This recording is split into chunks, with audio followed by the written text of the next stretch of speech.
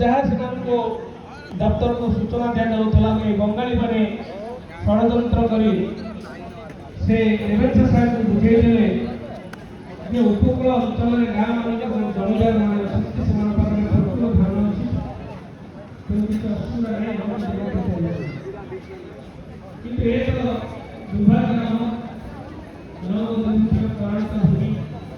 ଯେତେବେଳେ ଲୋକମାନେ ଭୋଗବାସ କରି ଗଲେ ଆଉ ଅବଶିଷ୍ଟ ଜୀବନ ବଞ୍ଚିବା ପାଇଁ କଲିକତା ବର୍ମା ରେଙ୍ଗୋଟ ଆସାମରେ ଯାଇ ବୁଲି କାମ କଲେ।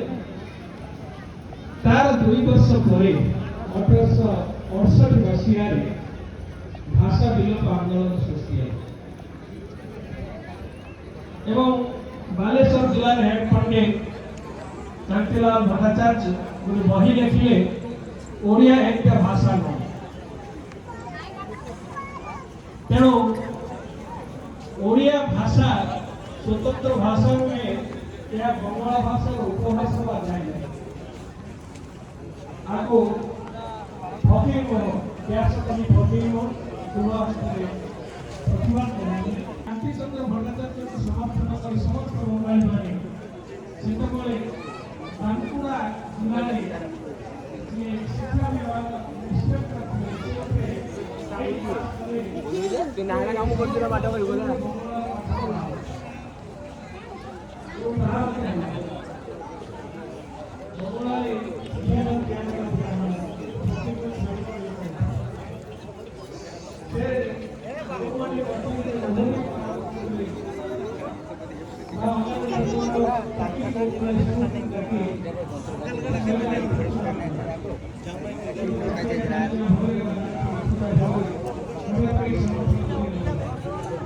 किंतु सौभाग्य कथा व्यासकवि फकीर को मात्र द्वितीय श्रेणी पाठ पढ़ी निजर उद्यम बल बंगला संस्कृत एवं फारसी इंग्राजी सबु भाषा दक्षता एपरिक से समय बालेश्वर जी अनुरोध कले सार देखो आम ओडिया भाषा भाषी सत्वे आम मैंने कहीं बंगला भाषा कह आम पिला कहीं बंगला आप उपाय कर प्रश्न कले ओडिया भाषा कौन शाला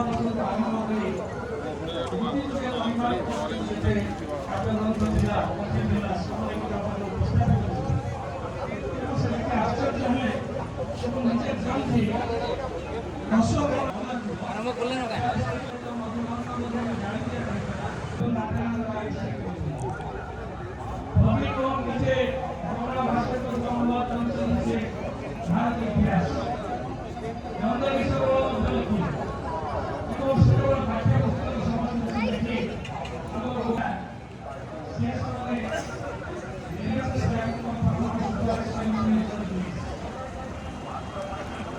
वीडियो बनाओ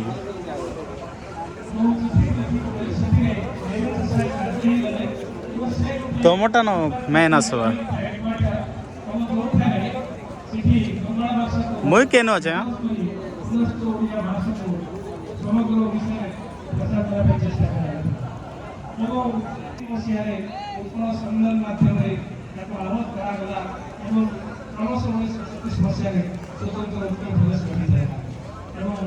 जहाँद्वारा आम आम भाषा पाइचे जो विभिन्न भाषा ओडिया भाषा ये ओडिया भाषा अनेक उपभाषा रही कथित भाषा रही जहाँ को आम पल्ली भाषा कहचे लोक साहित्य भी कहचे लोक भाषा भी कहचे आज बंधु डॉक्टर संजय कुमार पंडा गवेषणात्मक पुस्तक लिखि मो अशेष कृतज्ञता प्रकाश धन्यवाद दूसरी या निश्चित भाव में ओडिया बाणी भंडार को समृद्ध कर धन्यवाद।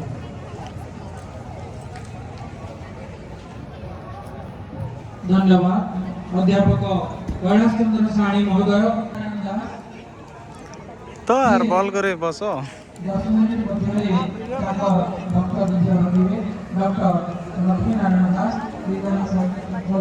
ब्रह्मपुर एवं अनेक पुस्तकर संपादक समस्त मोर स्थानात्मक प्रणाम नमो बहुत पुस्तक ମେଳାର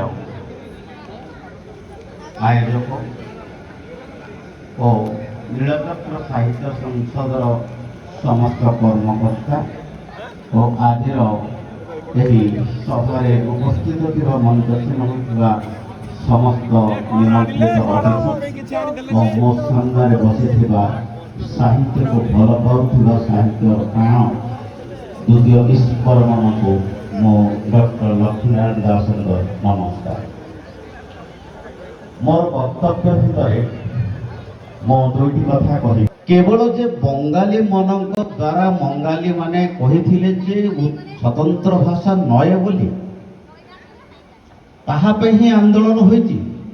ଯଦି ତାହା ପାଇଁ ଆନ୍ଦୋଳନ ହୋଇଛି, ଓଡ଼ିଆ ପାଠ୍ୟପୁସ୍ତକ ଖସଡ଼ାଠୁ ଆରମ୍ଭ କରି ଯେଉଁ କଥାଗୁଡ଼ିକ ଉପଗତ କରାଯାଉଛି, ସେହି 1866 ମସିହାରୁ ଆଜି ପର୍ଯ୍ୟନ୍ତ ସରକାରଙ୍କର ବିଦ୍ୟାଳୟରେ ଓଡ଼ିଆ ଶିକ୍ଷକ ଏବେ ପର୍ଯ୍ୟନ୍ତ ନିଯୁକ୍ତି ହେଇଛନ୍ତି କି?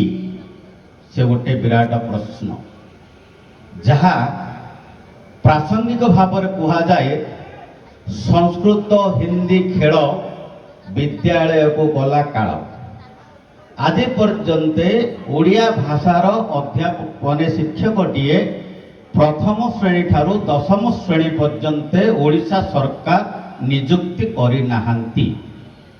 ଯଦି ନିଯୁକ୍ତି କରିନାହାନ୍ତି, ବଙ୍ଗୀୟ କୁହନ୍ତୁ, ମାଡ୍ରାସ ପ୍ରେସିଡେନ୍ସ ବାଲା କୁହନ୍ତୁ କି ହିନ୍ଦୀ, ଯାହା ହିନ୍ଦୀ ଭାଷାଭାଷୀଙ୍କର କଥା କୁହନ୍ତୁ, ଯଦି ଓଡ଼ିଶା ତିନି ଖଣ୍ଡ ଭାବରେ ବିଭଜିତ ହୋଇ ତିନୋଟି ଭାଷାର ସମନ୍ୱୟତା ଭିତରେ ଭାବ ବିଭାଗ ଭିତରେ ସୃଷ୍ଟି ହୋଇଥିଲା, କେବଳ ଯେ ଫକୀରମୋହନ ସେନାପତି ମଙ୍ଗ ଧରିଥିଲେ ତା ନୁହଁ।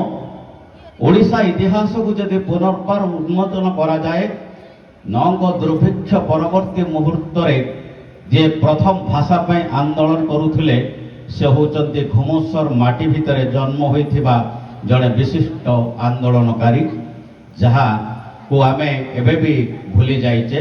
ସେ ହେଉଛନ୍ତି ଭେଙ୍କଟେଶ୍ୱର ରାୟ, ଯିଏ 1866 ମସିହାରେ ସିଂହାସନ ଆରୋହଣ କରା ଜମିଦାର ପ୍ରଥା ଭିତରେ ପ୍ରବେଶ କରିବା ପରେ ସେ ପ୍ରଥମେ ଚିଠି ଲେଖିଥିଲେ ଏବଂ 1870 ମସିହାରେ ଘୁମୁସର, ବର୍ତ୍ତମାନର ଘୁମୁସ ସେ ସମୟରେ ଥିଲା ରସୁଲକୁଣ୍ଡା, ରସୁଲକୁଣ୍ଡାରେ ଆନ୍ଦୋଳନ କରିଥିଲେ 1870 ମସିହାରେ।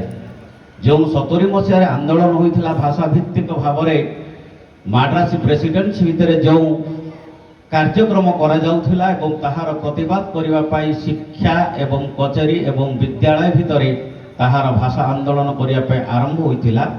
1872 ମସିହା ଏବଂ 74 ମସିହାରେ ଗେଜେଟେଡ୍ ନୋଟିଫିକେସନ ହେଲା ପରେ ମଧ୍ୟ ଆଜି ପର୍ଯ୍ୟନ୍ତ କାର୍ଯ୍ୟାଳୟ କିମ୍ବା କଚେରୀରେ ଏବେ ପର୍ଯ୍ୟନ୍ତ ଓଡ଼ିଆ ଭାଷାର ବ୍ୟବହାର ଚାଲି ନାହିଁ।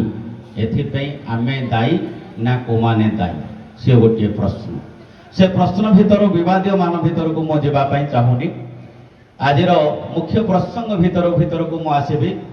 ବର୍ତ୍ତମାନ ସଦ୍ୟ ଉନ୍ମୋଚିତ ହୋଇଥିବା ଡକ୍ଟର ଇଞ୍ଜିନିୟର ସଞ୍ଜୟ କୁମାର ପଣ୍ଡାଙ୍କର ପୁସ୍ତକ ଉଡ଼୍ରାଞ୍ଚଳର ବୌଦ୍ଧ ଲୋକସାହିତ୍ୟ ପାରିଜାତର ସମ୍ପର୍କ ଭିତରେ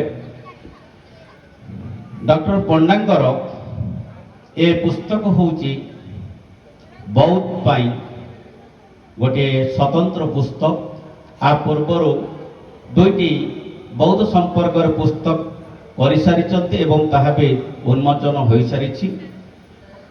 ବୌଦ୍ଧ ଭୂଖଣ୍ଡର ଇତିହାସକୁ ସେ ଉନ୍ମୋଚନ କରିଥିଲେ ଏବଂ ତାପରେ ପରେ ପ୍ରାଚ୍ୟ ପାଶ୍ଚାତ୍ୟ ବୌଦ୍ଧ ଗୋଟିଏ ପୁସ୍ତକ, ଯାହା ଆମର ରାଜ୍ୟପାଳଙ୍କର ହସ୍ତରେ ଉନ୍ମୋଚନ କରାଯାଇଥିଲା। ଏ ହେଉଛି ତାଙ୍କର ବୌଦ୍ଧ ମାଟି ପାଇଁ ତୃତୀୟ ପୁସ୍ତକ, ଯାହା ଉଡ଼୍ରାଞ୍ଚଳ ବୌଦ୍ଧ ଲୋକସାହିତ୍ୟର ପାରିଜାତ ଭାବରେ ଏ ପୁସ୍ତକର ନାମକରଣ କରାଯାଇଛି।